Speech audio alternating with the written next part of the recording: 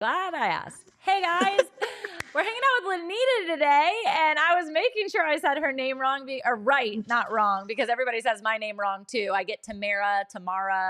It's just Tamra. And so, Lynita, I love this name. I love who you are. I love your smile. If you guys are listening to the show, you're not going to be able to see her beautiful smile. So, you need to make sure, I'm just going to say it right out the gate, that you need to get on her website, get on her social medias, Lynita Mitchell-Blackwell.com. She's in all the places that you can find her. And today she is on the Fit and Faith podcast. So, Lynita, thank you so much for being here. I'm excited to get to know you.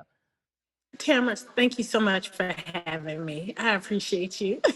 It's going to be fun. All right, you guys, when I was researching, because, that's what you have to do when you have people on your show. You don't just get to like invite them on. You have to say yes. You have to vet them. You have to make sure they're safe for your community. It's very important. I saw a couple of keywords, and you guys are going to know right off the bat why these keywords made this a fast yes conversation to bring Lynita on the show. How to live a life on fire. Yes, please. The formula to create a life of peace, joy, and fulfillment. Yes, absolutely. We need more of this. It's not about success always. It's about sustenance first, and to bridge the gap between success and joy. So I need all of this information, all this wisdom. Lynita, tell me how you started in this endeavor and how this became a part of your call. Absolutely. So I have had a blessed life.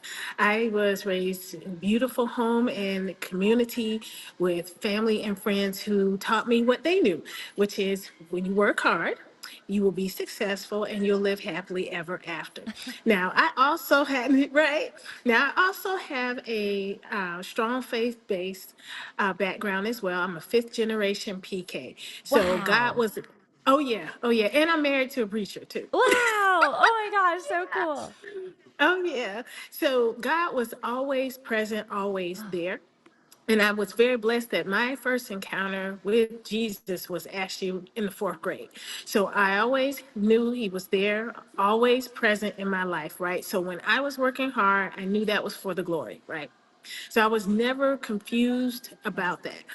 What wound up happening though is, we're operating in the world and everyone around you is working for success and accolades and recognition. Yeah. And so it's very easy to get caught up in that. And I did.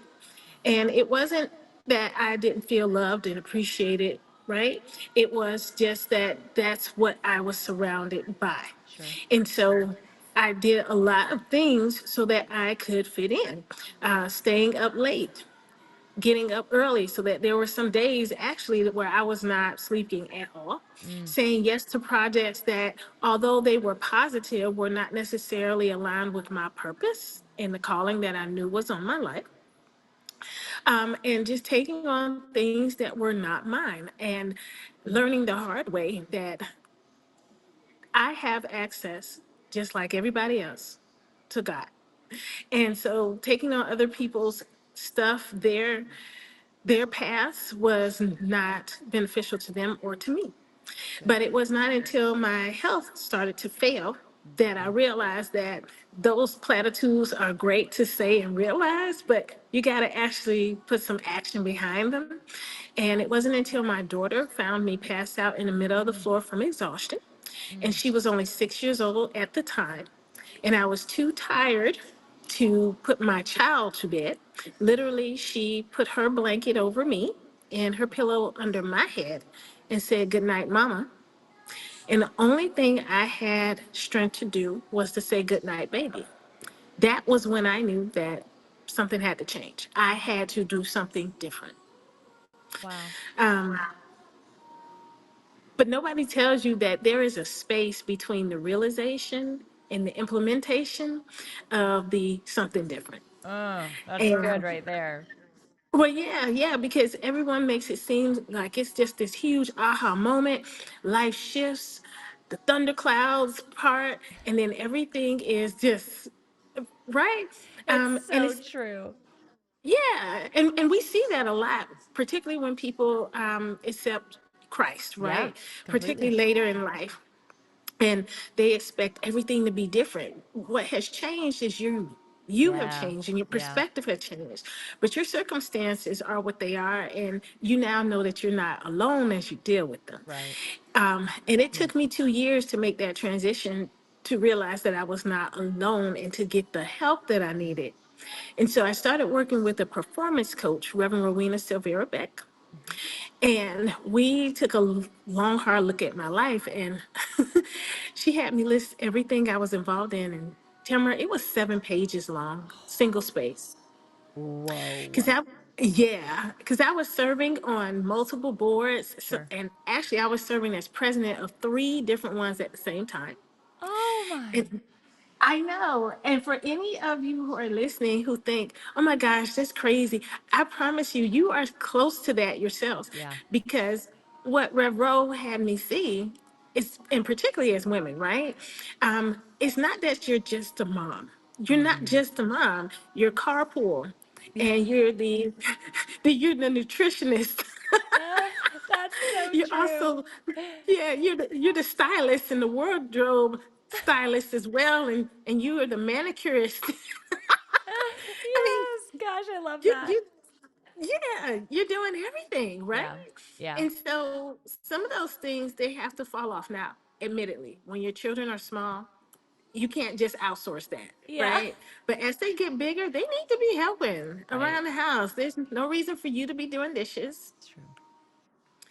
There's no reason for you to be doing their laundry. They're Preach. teenagers. You're, Preach. yeah, yes. You're about to send them off to college. They have to know how to wash their clothes so they It's don't all good. come out gray. It's good. That's so true. I did not have that luxury. And by luxury, I mean I didn't have the luxury of doing my own laundry. It felt like luxury on the other side of it. But to this day, I had a stain on my daughter's sweatshirt. And I was like, how do I get this out? How does this work? And it's a white sweatshirt. So I didn't want to ruin the white sweatshirt and put it in Oh all the things. no. So, girl, you're preaching. Keep going. Yeah, yeah.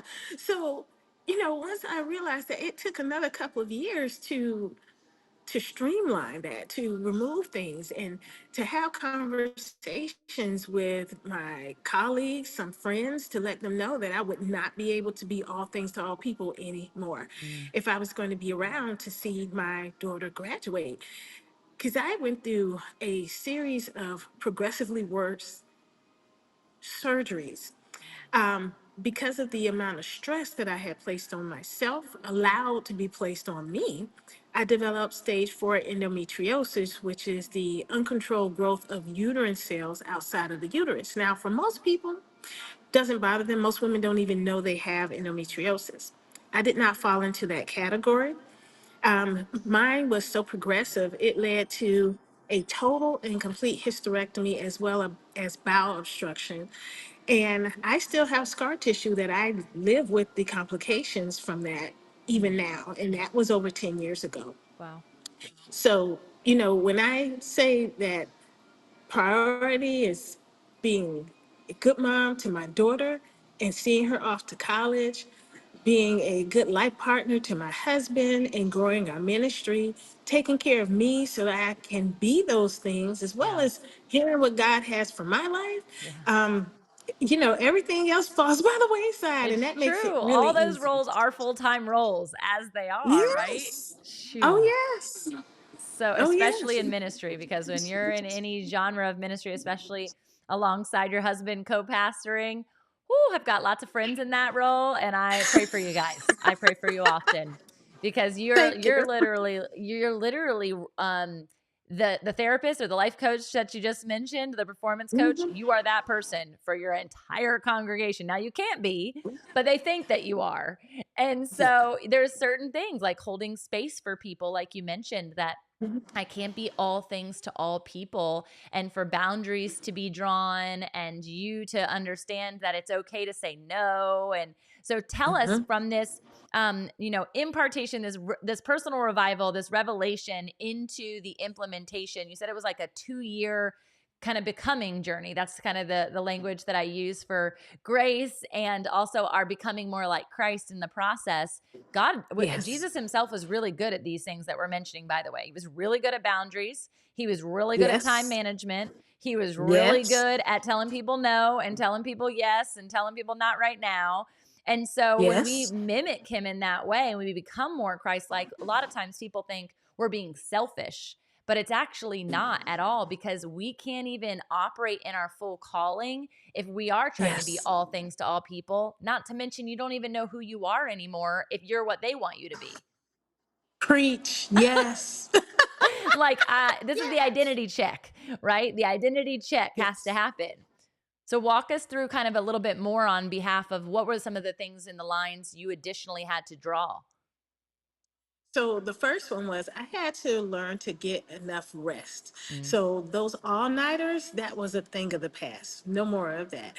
And that was hard because there were so many things that I was involved in that I really liked, which led yeah. to the second thing, eliminating things that were positive that I loved but were not consistent with what the call was on my life Mm, at that good. point. And I think it's really important for us as believers to make that distinction because something could be great in 2020, but in 2024, that time has passed Yeah. and it's time to move on to the next thing. Yeah. And one of the things that made it difficult was my differentiating between what goes and what stays. Because before it was, well, if there's mess involved, that's easy. That's a no, right? For sure. But at this point in my life, and when I say this, I mean at that point in Right. time, I was not involved in anything messy Right. anymore. I had grown up and was involved in the things that I knew that I was good at and were consistent with my skills, gifts, and talents, right? And so what it came to was making a determination, and this is something that I continue to do now. Every 90 days, so once a quarter, I evaluate where my time is going, Mm, organizations that I'm serving in, and something has to go. yep. And something may not necessarily replace that. And that's hard for us because as successful people, people are drawn to you. And when you have the light of God on you, people are just like, you can do this. I mean, yes, yes, I can, but should I? And Yeah. so that led to the third thing, which is taking everything to the Lord and asking, is this somewhere I'm supposed to be? And when the answer is yes, moving forward, even if there's some trepidation and anxiety, because it's not always going to be easy, right? Yeah. But also answering and responding and acknowledging the no and not questioning it. It's No is good. no. It's That's a good. complete sentence. Yeah. It's so good. It's so true. Yeah. And so learning to embrace that. And sometimes when God says no, we know why immediately. And sometimes it comes Totally. later. Totally. But accepting that where we are in life is exactly where we're supposed to be.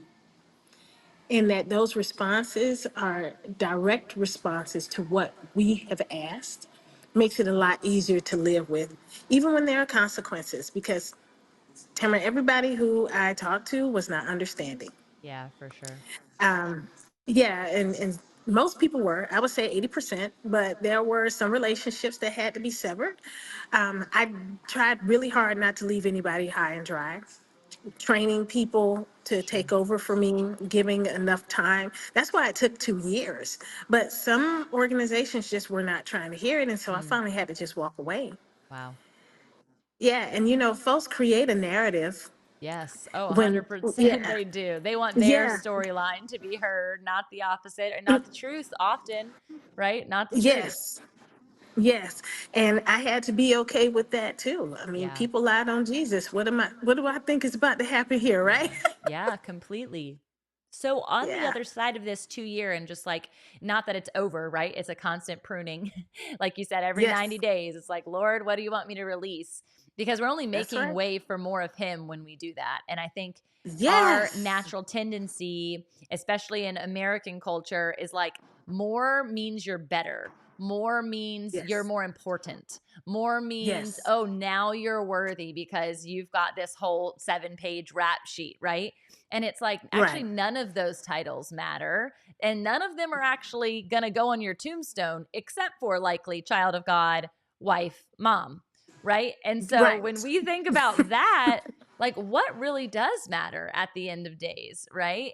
and processing that Yes. we don't know what tomorrow's going to bring. So to be present in our day requires that our yes of every minute, every breath that we're taking is being poured into a God ordained place and space rather than Yes. a self Yes. created, self made stage, self made relationship, right? And I think Yes. even networking for me, honestly, Lenita, has been interesting because a lot of people are, oh, can I just have 15 minutes of your time? Oh, I'd love to just pick your brain for a couple minutes on something. Oh, and I'm like, first off, my brain is not meant to be picked. That's not the point of it. It's my brain. I need all of it, I right? love it. Yes. And Yes. secondly, like, it's exhausting. It's really exhausting to network with new people and constantly have to hold, I guard my heart. You're supposed to guard your heart. And so I want to be open and free. And I am such an optimist. I think everyone is the most amazing person and they would never hurt me. They would never say anything negative.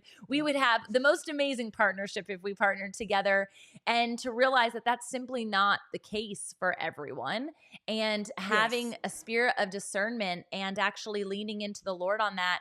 That doesn't just take the 15 minutes of talking. It takes the preparation, getting to the call, on finding out That's who they right. are and what we're having conversations about and what's my intention. It takes afterwards, it takes prayer and petition to be Yes. like, Yes. should I navigate a relationship with this person? Should I jump into their, training that they're doing?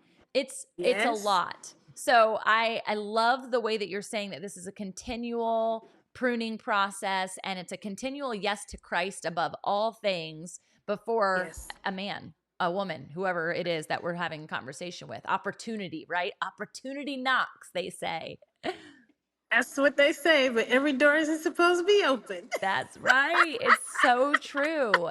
So here you are on the other side of like this revelation. You're much more gated in how you say yes and who you say yes to and what you say yes to. How long has it been since like the health endeavor as well? So that's been 6 years now. Okay. And when I mentioned that there are things that I'm just still dealing with, Yep. just a couple of years ago, I had to have surgery for scar tissue removal Mm, from the hysterectomy. And then that's why I'm saying that, there's always some reminder to me mm, of what I went through mm, before. And so the chances of that happening again are almost zero. mm. That's good. God'll do that, right? He'll Yeah. give you that limp. Hmm. He'll give you that limp. And I'm so appreciative of I have many limps. I have many things that I'm like, oh man, not again. But it's his sovereignty, truly. It's a gift on behalf of, otherwise we would be back in the mess and the muck and the mire and Yeah. eating with the pigs. That's just our Yes. flesh, right? Because that's what we're around. That's what That's we're right. exampled for a majority of our life. I love Yes. that it gives me such hope because I'm a first generation believer. And Oh, wonderful. yeah, and so I've had the gift of now baptizing my mom, and I've baptized my I kiddos, and it's been so love cool to that. watch God move. And at the same time there's this like hopefulness of, gosh, my grandchildren and my great grandchildren and all of that. And so I love that there's been covering over your childhood, because oftentimes I get people on here and there's like, not that you don't have trauma, everybody has some essence of, a backstory, but it's refreshing Yes. to hear the covering that Christ has had on your lineage, on your family for generations, and the abiding quality, right? Again, as you guys are listening, no one's perfect. I'm not calling Lynita and her family perfect, but it's the Yes. abiding that there's always fruit. And that's so refreshing. I'm so excited for that for my family. And the fact that you are the vessel that God is using to pour into, I mean, that is just wonderful. I love that for you. Thank you. Thank you. And You're so welcome. processing that from the Yes. perspective of a mama, as also Mhm. as a wife, I would love to hear like, how did they walk out this experience with you? Both your children and your spouse, and maybe even your church congregation, as you kind of like, you said some of them talked poorly, had their own narrative, but what about your close family? So I am so blessed. Like my family, my church family, my friends, they were supportive of me every step of the way. Mm. My husband, he is such a wonderful man. He was the one who first noticed that I just was tired a lot. And I did not realize that the tired was above and beyond the sleepless nights, that this was something that I needed to go to the doctor and figure out what was going on, you Yeah. know? And my daughter, she kind of appointed herself as my little angel, and her name is Angelica. Oh, And so she would be with mom like all the time. When I would have events, she was there. She would volunteer. And I think it was more to keep an eye on me, particularly when my husband was traveling and preaching. So there were always these guardrails, and I'm very blessed to have both of my parents still living. My oh, dad, we actually celebrated his 88th birthday on Saturday. amazing. Happy birthday. Yeah, it's beautiful, and we have had the Mm. opportunity to face all this as a family. Um, and in my church, churches are mostly women, and most of our church, they're older. So many of them have grandchildren. So many of the things, I was about to say some, but many of the things that I encountered, they had encountered when they were younger, and they didn't have the benefit of, the internet. They had close community, Yeah. which I think sometimes is better True. to Truth. talk to. So But true. I mean, as far as the information to Yeah. get diagnosis, to get the support, Yeah. and I'm just very, very grateful that they were there and they were so patient Mm. and prayerful for me. And So even now, crazy. you know, It's so good. yeah. And I do agree, like it's the intimacy, it's the personal relationships that are also supportive and sustaining, and having prayer Hmm. warriors on the other side of that, right? Like that's the ultimate Yes. healing process. Is like you're Yes. in prayer and petition and so are they. And so that communal, Yeah. just it's a communal win when you see someone healed. It's a communal opportunity for the church to actually exist as the bride. I feel when there's true Yes. celebration Hmm. on behalf of everyone, right? When you go to a wedding, everyone, well, mostly, most people there are celebrating, right? And you're all on one Yes. record, even if there's different perspectives and different people on either side of the family. And so I just think about how celebration in the church body is not often, it doesn't happen often. When someone has a personal revival, they're all like waiting for this big thing to happen. And God's like, there's little personal revivals happening every single Yes. day. Can we celebrate Yes. that? Can you celebrate my work? Otherwise, we're the Yes. complainers in we're just circling the wilderness. God, show up for me. God, really, manna again? Like that is a miracle that manna fell from the sky. Are you kidding me?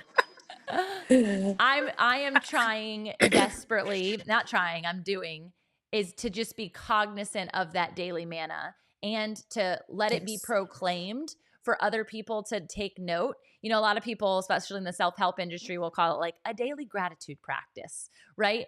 And yes, and glorifying God with the gratitude, right? And like, because it's Him that's making that happen. You can be grateful for your good hair, but that's not going to last, right? Like Yes. that it's God who gave you the good hair. So to go deeper or to go light, we need to have conversations with people about it. And so I think that there's a beautiful conversation in community that can happen if we're vulnerable, we're willing to share, and we're willing to pray, petition, and celebrate the other side of it. Yes. And you said two things that I think are just really critical for people. First, being able to celebrate the small things. Mm, Because until or unless you exemplify excellent leadership and stewardship over the mm, small, God cannot give you anything bigger.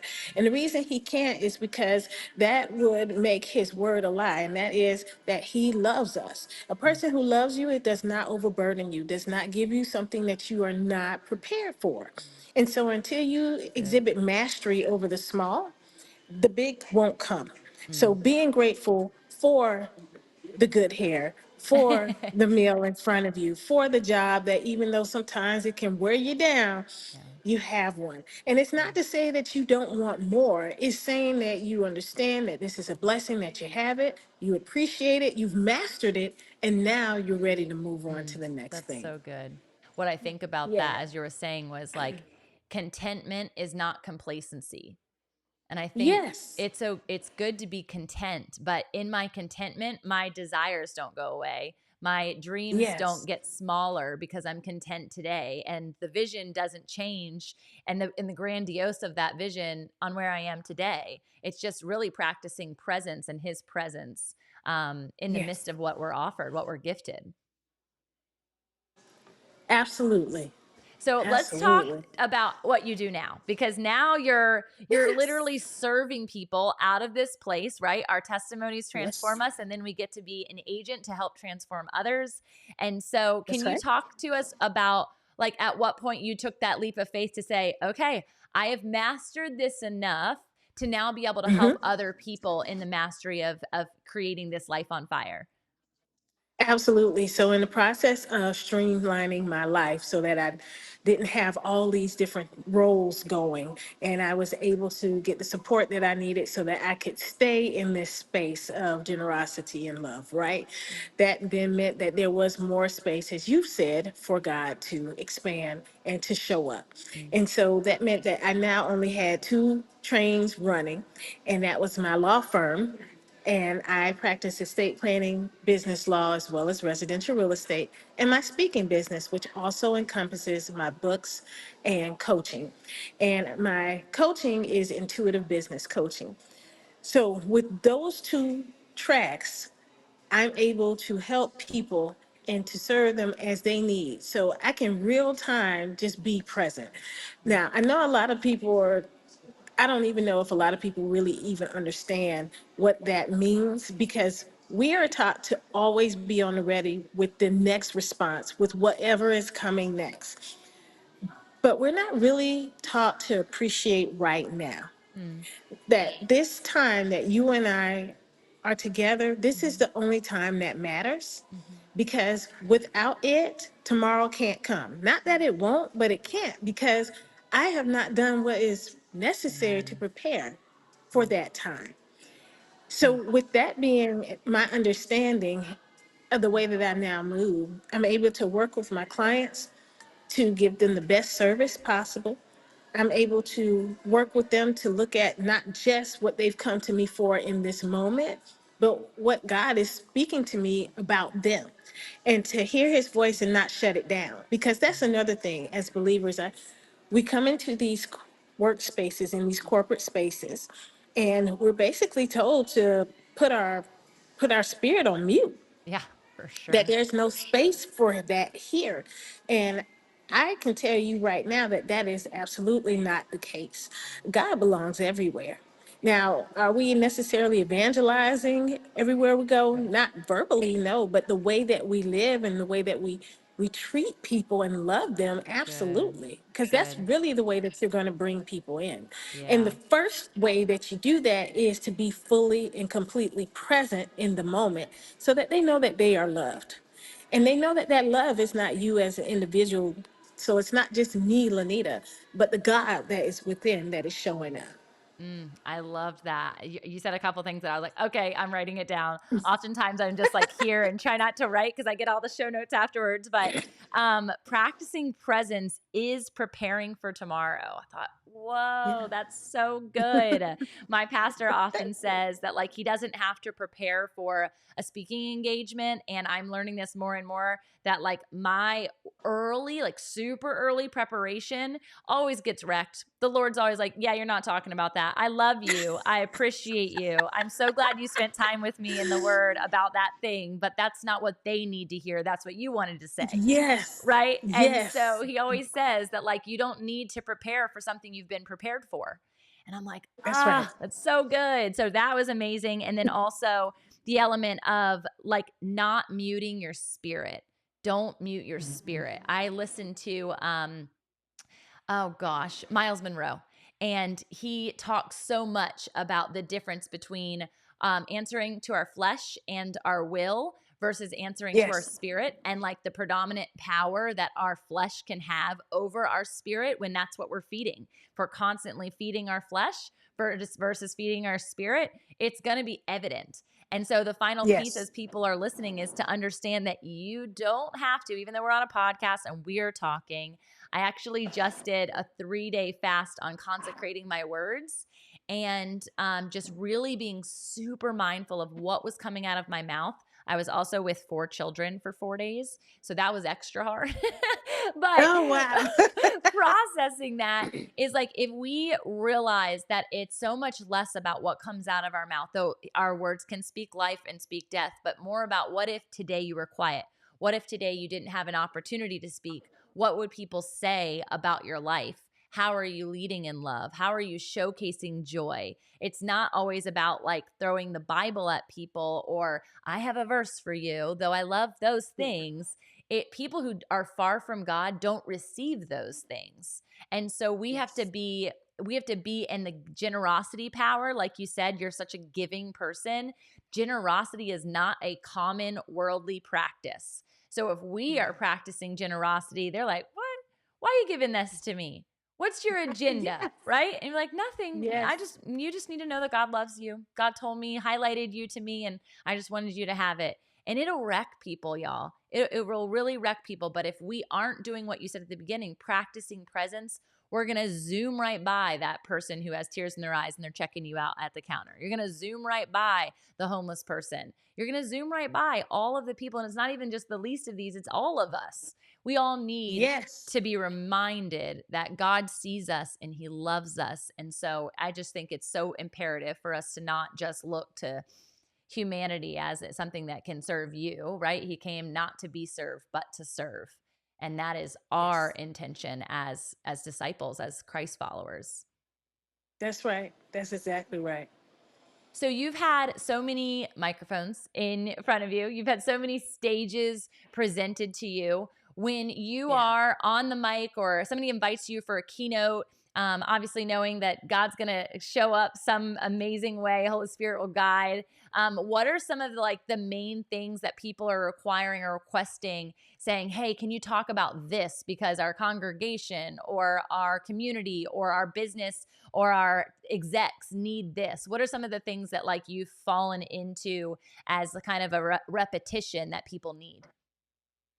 So the first thing is women in leadership. Mm, And good. one of the things that I really love about that is the understanding that having more women in the room invites more empathy and compassion and service and love. And it's not to say that our men do not have those qualities. Sure. Not at all.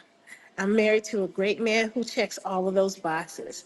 But there is something about when we add women, the feminine energy, Yeah. into the room where we can have these conversations. We are thinking of the world in a more holistic. Mm, And so we're thinking about the mm, family. So it's not just good. who is in the room right now.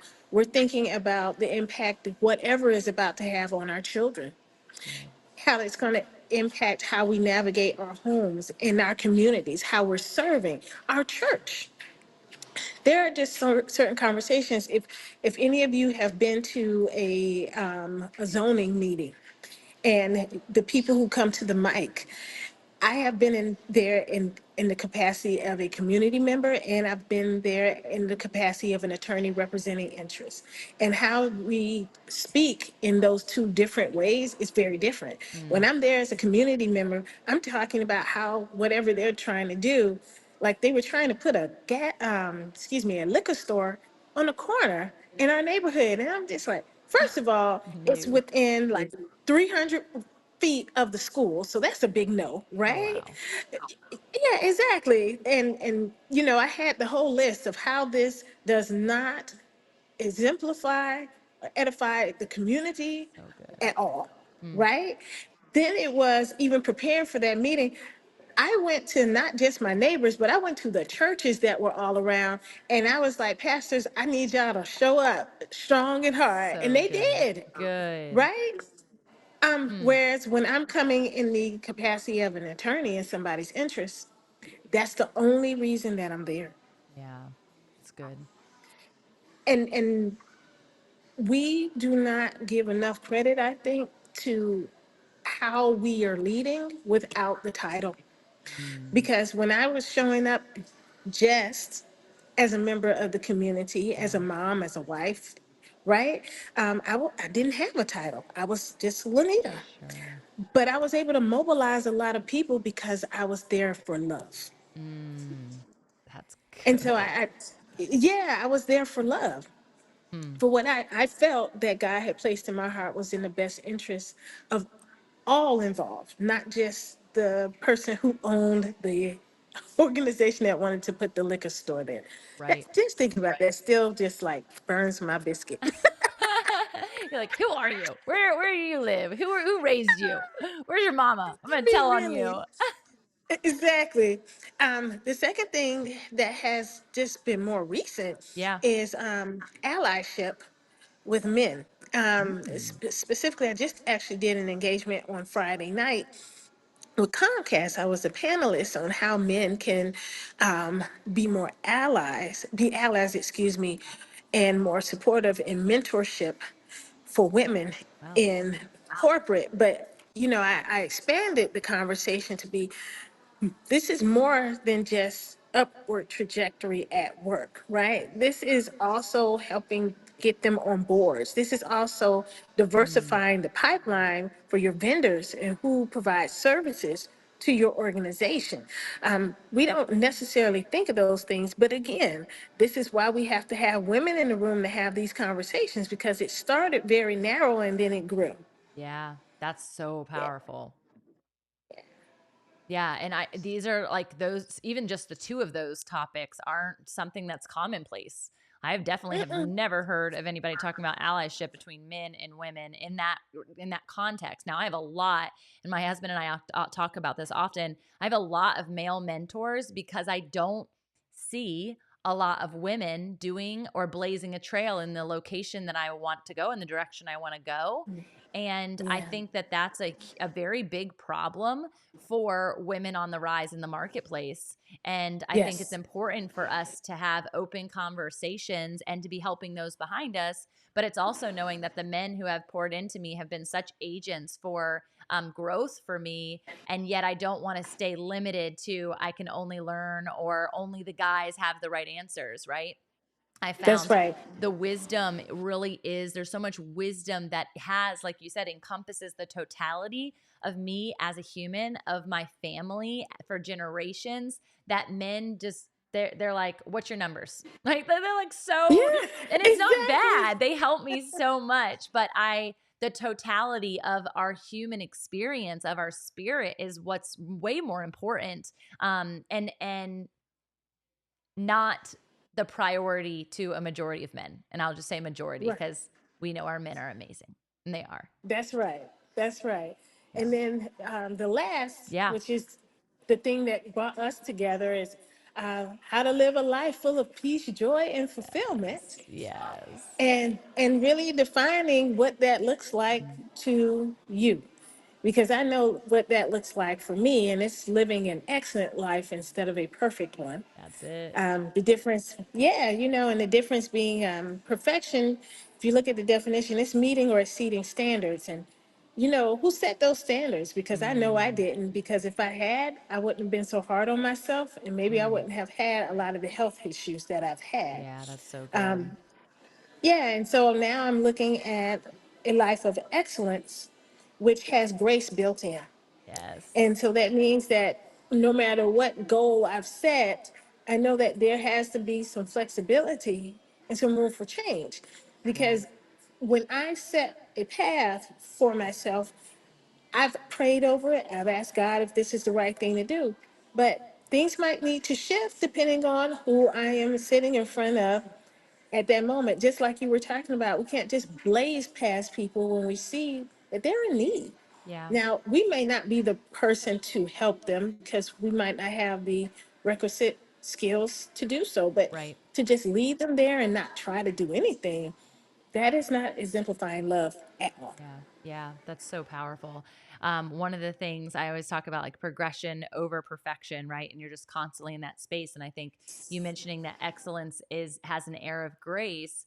It also goes back to practicing presence, which we talked about before, because you can Yes. only be so excellent today.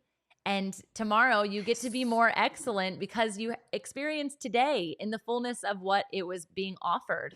And so That's I right. just think it all ties together. And I'd never thought about how practicing presence and excellence go really hand in hand. But they really Yes. do. And it was just represented to me in this conversation as you were sharing. Well, I am glad because one of the things that I get pushback on a lot when we're talking about the excellence versus perfection conversation is the fact that, but these are the things that helped you to become who you are. I mean, you're an attorney and a CPA and a speaker and all these other things. And I sit quietly and respectfully and I let them finish. And then I go through the fact that God could have accomplished all those things if I had just allowed him to be the one driving and not the ever hungry animal that recognition and Mm. accolades becomes. Because Wow. it's never enough, you Right. know?